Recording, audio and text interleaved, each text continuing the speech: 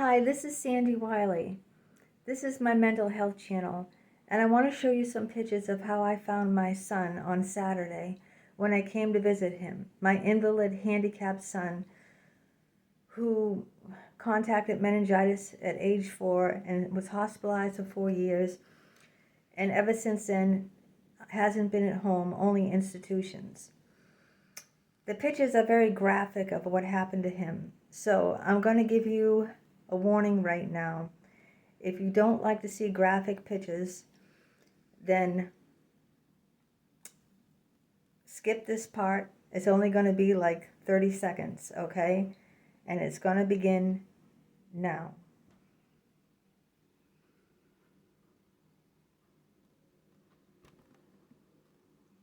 This is my son's body.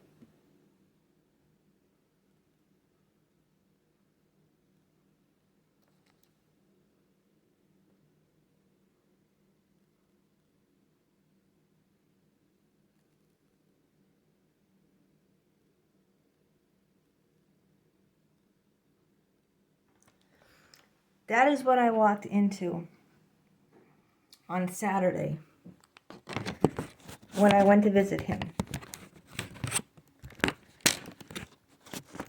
I haven't eaten since.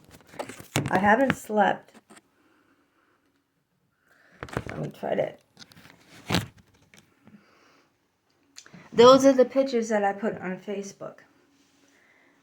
I want to give you the number of the abuse hotline, the DPPC. It's 800-426-9009.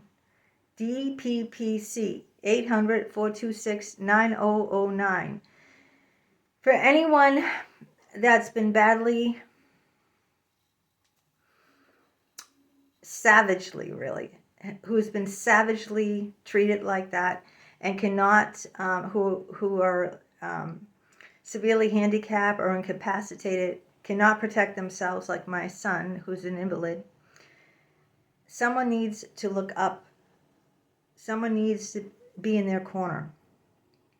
That's the number you called. I also brought him to the 𝗵𝗁𝒃 Police Department on Saturday because I called 911 when I saw my son completely. He kept saying, "It hurts, it hurts, it hurts." When I saw him like that, I called 911. I told him that where he's living, said he came home from his day program like that, and his day program was in 𝗵𝗁𝒃.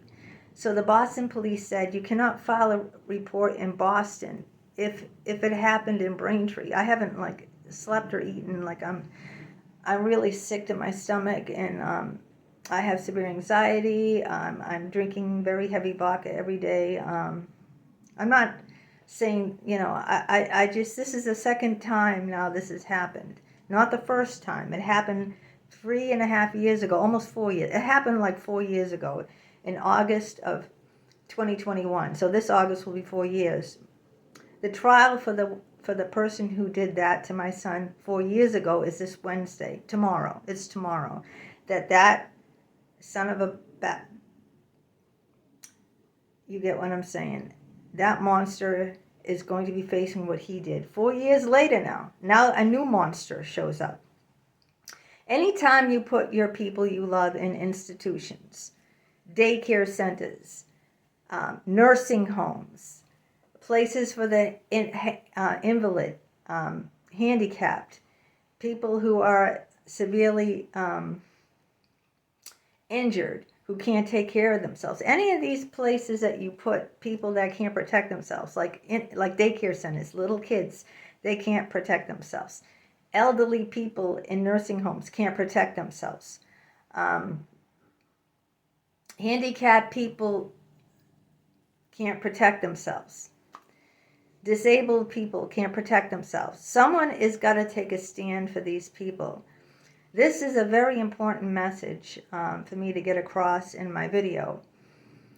Those were pictures that I put up in Facebook. And all the people who pretended they were my friends, they did nothing. They said, "Oh my God, what the fuck?" I didn't get any phone calls, and people had my phone number. There was one woman on there who has my phone number. Not one phone call, not one instant message, not one. You know, a message like saying, I'm so sorry this happened to you, Sandy. No. That girl I knew since grade school, all right? All she said is, what the fuck? That's it. This is supposed to be a friend. The hardest thing is to get over people who brought you pain and disappointment. Not having friends shows that a person has many reasons not to trust people. I don't have any friends. Robin Williams said, I used to think that the worst thing in life was being alone, to end up alone. It's not. The worst thing in life is to end up with people who make you feel alone. As I said, I put those pictures up on Facebook. The people that I were friends with since grade school, who I went to this woman's, her mother's wake a couple of years ago. I went there, you know.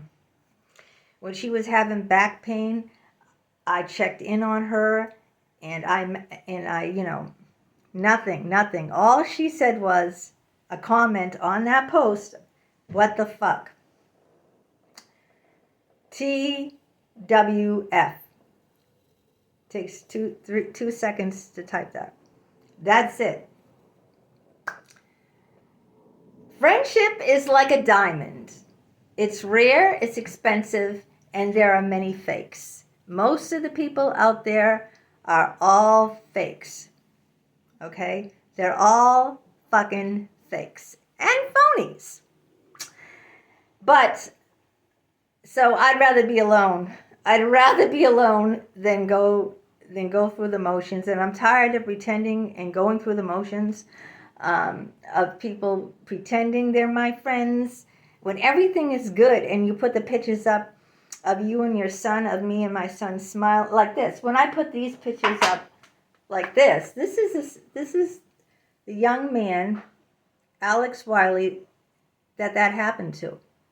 Should have never happened to. This is his face. This is him. Take a look at it. I don't know if you see the glare. Let me try to bring the phone up more. That's him. And you saw the pictures of his body. I don't want to show them again. But people have to stand up for these kind of people because they can't. If I didn't go to the police station on Saturday and report this, he would be back at the same place who did this to him, with the same person who did this to him. Okay? I had to bring him an hour's drive from Boston while he kept saying, it hurts, it hurts, it hurts. I had to bring him all the way. Me and my husband had to drive him all the way and have him sit in a police station in Braintree. And they had to ask him questions. They had to take pictures of what happened to him. And then we had to drive him all the way back. And then we had to call the DPPC, 1-800-426-9009, and report the incident to them, along with sending him those pictures. And now we've got, I told you the last case took almost 4 years. Now we got another long, hard road ahead of us. And not one person to give us any support or nothing. No one to pick up the phone and call. No one to check in on us. No one. The last time this happened to me, I had a psychologist 4 years ago. I don't have a psychologist. I would never go to another psychologist again. I called him and told him what happened, and he never responded. And when I asked him why, he said, I was busy. Just like that. I said, well, why didn't you respond the next day? I was tied up. So I dumped his ass. The doctor, he was brought to the ER, okay, and I'm going after the doctor. The doctor said that was a rash. Everyone that I showed those pictures to, including the police department, including the DPPC, they all said that is severe bruising. But the doctor said it was a rash. Do you know why he said it was a rash? Because if it wasn't if it was bruising, he'd have to file a report. That's a lot of paperwork and a lot of extra time that an ER doctor just doesn't give a fuck or want to get involved with. It's much better off writing these things off as a rash. So I got another long road ahead of me with absolutely no support at all. And yeah, real friends are things of the past. They're obsolete today.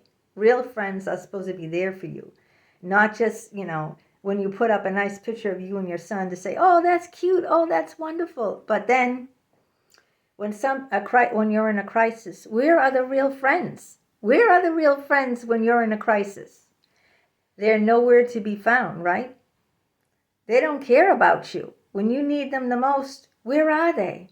They only want you around in the good times. They only want you around so you can listen to their problems. You can listen to their dramas. You can listen to their gripes. But when you have something real going on, like the pictures I show you, that's real. When you have that going on, where are the friends? Nowhere. Absolutely nowhere. If you'd like to offer a little support in my time of crisis, my husband's out of work. I don't even know how I'm coming on to put this video on. Honestly, I had no sleep. I've lost like 5 pounds. I can't eat. My stomach's upset. Severe insomnia, severe panic attacks. I have the number below for buy me a cup of coffee. And for those who have supported me by buying me a cup of coffee, thank you very much. I appreciate it. There was one woman, God, what, if I can just find out. No, I'm just not in a, I'd like to mention the person's name because this woman would spend $25. So hold on, please buy me a cup of coffee. I just want to get her name. Here it is. 𝗦𝗂𝗯𝗀𝗲𝗄, WENONAH. 𝗦𝗂𝗯𝗀𝗲𝗄 became a supporter. She donated $25. That's the most money I ever got. And 𝗦𝗂𝗯𝗀, thank you from the bottom of my heart. I just wanted to mention your name because I didn't acknowledge your name in the last video. So 𝗦𝗂𝗯𝗀, WENONAH, thank you from the bottom of my heart. You are what, prevents me from just giving up and throwing in the towel on this life. That there's someone like you out there who is so generous and kind. All right, the live is going to be, if I'm tied up with stuff with the police department or the investigation on my son or looking for a new place, I might have to cancel. But right now, the tentative live is going to be from 9 to 10 this Friday, okay? If something comes up involving my son, because we're getting calls and we have to, be part of this investigation, I might have to cancel that. I don't know. I won't know until a moment's notice. So I'm just preparing you all for that, okay? All right, until next time, take